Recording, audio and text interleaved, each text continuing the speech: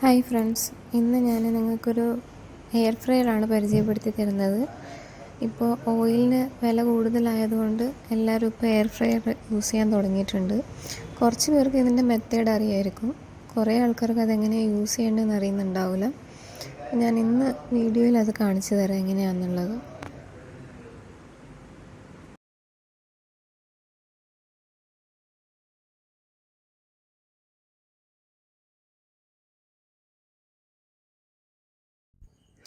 ഇതിൻ്റെ ഉള്ളിലാണ് നമ്മൾ ഫ്രൈ ചെയ്യേണ്ട സാധനങ്ങളൊക്കെ വെക്കേണ്ടത്.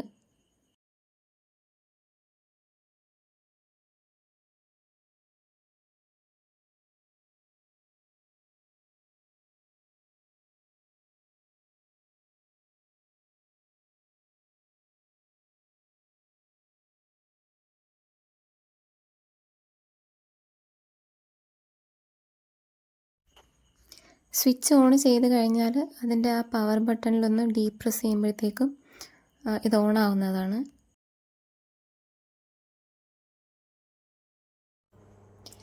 ഇതിൽ 200 എന്ന് കാണുന്നത് ടെമ്പറേച്ചറും 15 എന്ന് കാണുന്നത് ടൈമുമാണ്.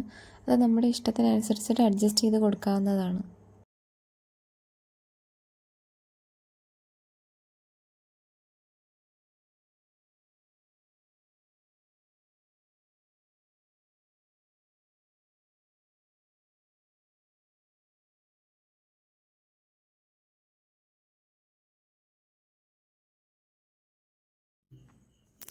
ഫ്രൈ ചെയ്യേണ്ട സാധനം നമ്മൾ ഇതുപോലൊരു അലുമിനിയം ഫോയിൽ പേപ്പറിലോ അല്ലെങ്കിൽ സിലിക്കോൺ പ്ലേറ്റ്സിലോ ആണ് വെക്കേണ്ടത്.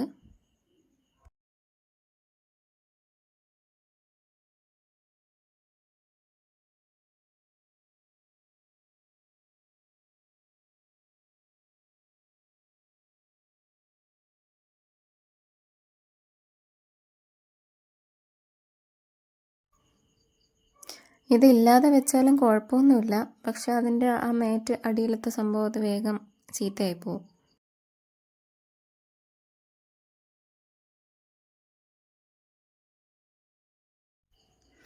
ഞാനിപ്പോൾ ഇവിടെ ചിക്കനാണ് ഫ്രൈ ചെയ്യുന്നത്. ആദ്യം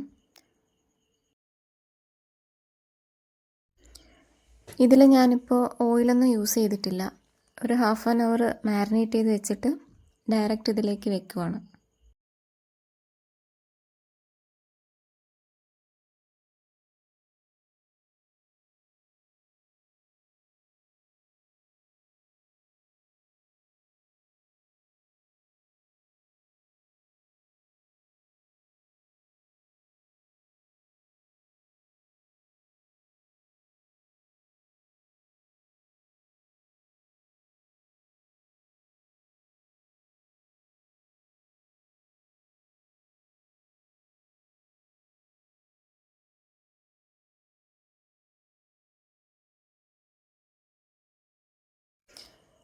ഇതിൽ നമുക്ക് ചിക്കനാണോ ഫിഷാണോ എന്ന് ചേഞ്ച് ചെയ്ത് കൊടുക്കാനുള്ള ഓപ്ഷൻ എല്ലാം ഉണ്ട്.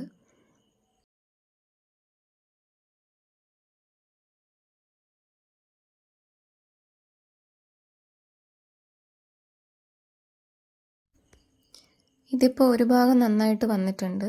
ഇനി ഇത് തിരിച്ചിട്ട് കൊടുക്കണം.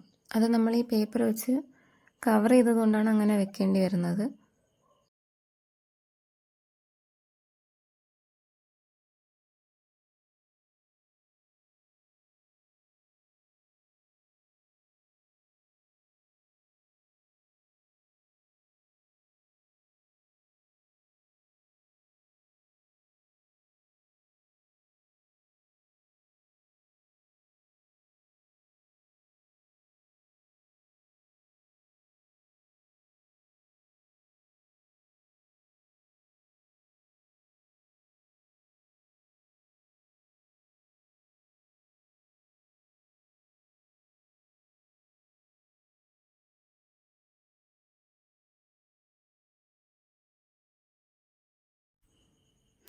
ഇതിപ്പോൾ രണ്ട് ഭാഗവും ഒരുപോലെയായി വന്നിട്ടുണ്ട്.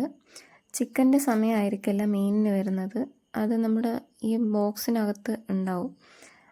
ഫിഷിന് എത്ര ടൈമാണ് വേണ്ടത്, ചിക്കൻ എത്ര ടൈമാണ് വേണ്ടത്, ഫ്രഞ്ച് ഫ്രൈസിന് എത്രയാണ് എന്നുള്ളതെല്ലാം ഇതിൻ്റെ ബോക്സിലുണ്ട്.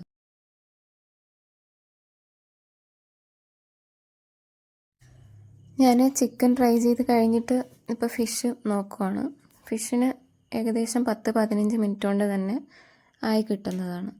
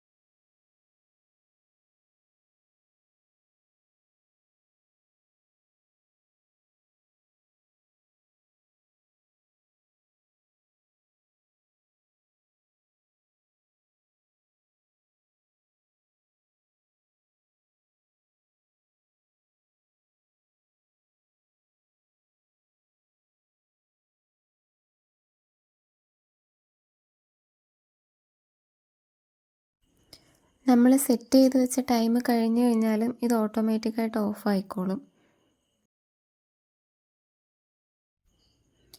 ഇനി നമ്മൾ ചിക്കൻ ഇതുപോലെ തിരിച്ചിട്ടതുപോലെ ഈ മീനും തിരിച്ചിടണം. ഇത് ഇംപെക്സ് എന്ന് പറയുന്ന കമ്പനിയുടെ എയർ ഫ്രയർ ആണ്. ഇത് അത്യാവശ്യം നല്ല റിവ്യൂ ഉള്ളൊരു പ്രോഡക്റ്റാണ്. ഞാനിത് മൈജിന്ന് വാങ്ങിയതാണ്.